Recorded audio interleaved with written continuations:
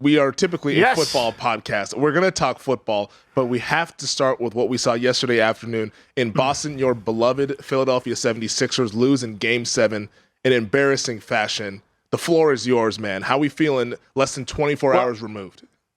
Well, we feel we feel like we thought we would feel. I think this whole operation, the Ponzi scheme that started under Sam Hinkie's direction back in 2013, and there's actually people that think it worked.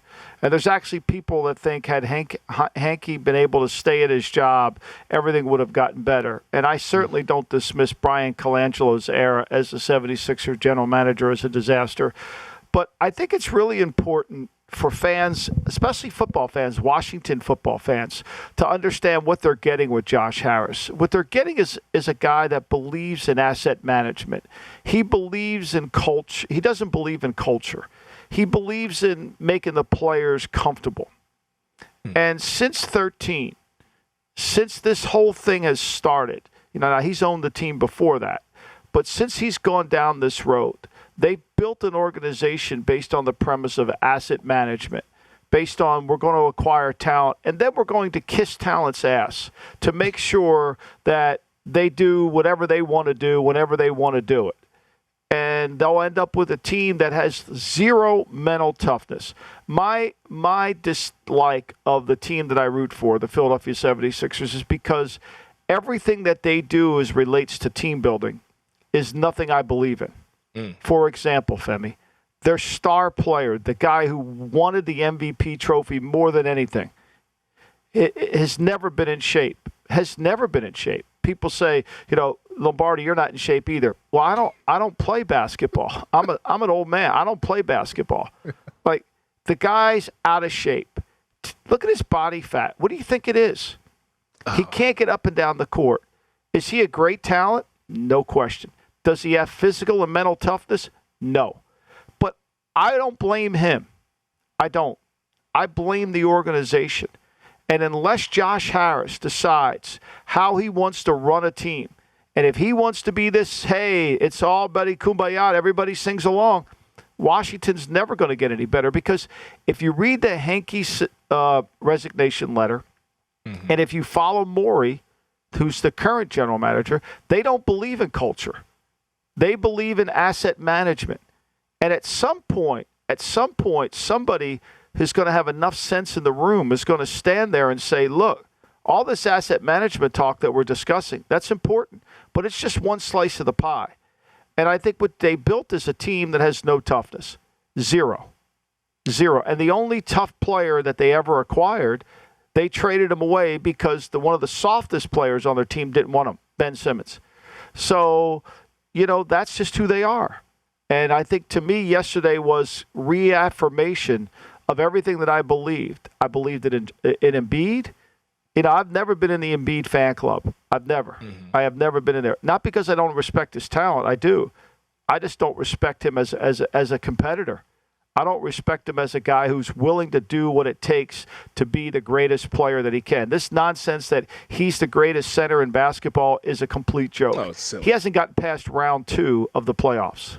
Yeah, I mean, in comparison to his contemporaries in the MVP race, it's not even close. I mean, you see Nikola Jokic carrying the Denver Nuggets 35-point triple-double in the series against Phoenix, and they're now favored to win the Western Conference. And then, Giannis Antetokounmpo, they obviously failed this year, getting bounced out in the first round, but he's won a title with Milwaukee and has made other playoff runs with that team there. It's not even close. And it's funny because I was looking at my Twitter timeline yesterday as this is going down. I saw your tweets, by the way. You were electric. I tweeted that out yesterday. Just go back. If you didn't see it, go to M. Lombardi NFL and read Michael Lombardi's timeline from yesterday. Just the series of tweets as the fourth quarter is going underway. It is something that you would not want to miss. But while reading the timeline, I saw a lot of people echoing the thoughts that you've had, not just this season, dating back to as long as I've known you, talking about this Sixers team and talking about Joel Embiid. People talking about how he prioritized MVP over winning the title and how this has kind of been just a mentally weak kind of organization here. And I felt like I was listening to you, seeing people's timelines, that everyone's kind of catching up and figuring out what's actually been going on in Philadelphia.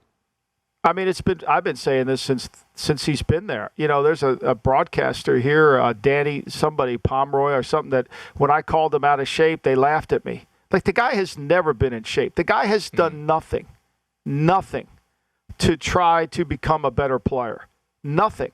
He refuses to get in shape. He's lazy. He doesn't want to work hard. And I don't know what's more obvious is the fact that when he's met with a challenge, he walks away.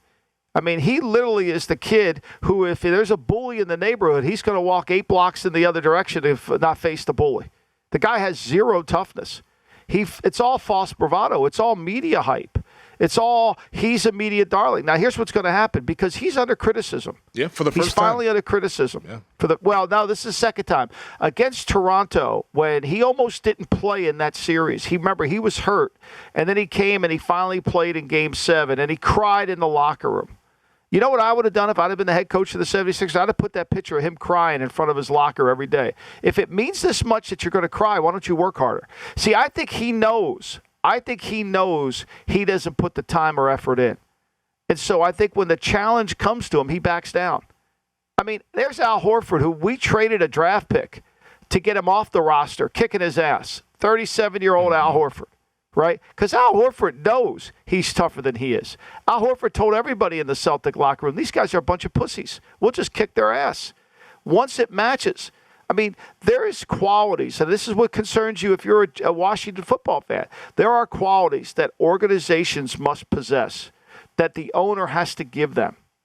It's one of the reasons you as a Cowboy fan may never win a Super Bowl, because Jerry refuses to give the coach the qualities you need. He refuses to allow the coach to be demanding. He refuses to allow the coach to push it to a level, to make changes to the roster that needs to happen. See, there's the disconnect. I'm not saying the coach should be in complete control, but when you want to kiss the players' asses, this is what you're going to get. If you want to make them entitled, this is what you want to get. You're going to have to push the envelope, or you're going to have to find a player like Jalen Hurts or Tom Brady or somebody who is such a competitor that he's going to drive the force of the organization. You know, it's funny. There was a guy, we tried to get him on the show the other day, and he writes for the Daily Philadelphia Voice or something, and he wrote about the Sixers they have zero leadership on their team. This guy stands in front of the media. He talks about, we need, James and I can't win by ourselves. I got to do better. James got to. It's all bullshit. It's all bullshit. You refuse to get in shape. I mean, you refuse to get in shape. You can't even play. The second quarter, I had 3 texts from people in the NBA saying, your boy's gassed.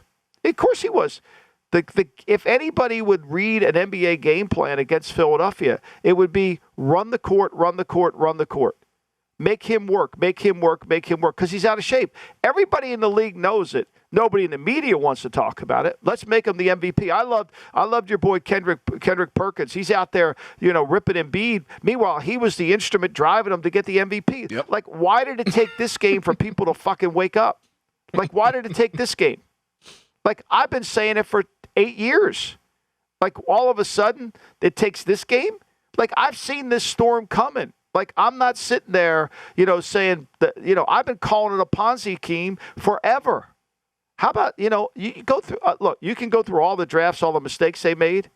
It's a joke, because when you build your organization, when you build your team based on asset management and not based on culture of mental and physical toughness, you're never going to win. You're never going to win.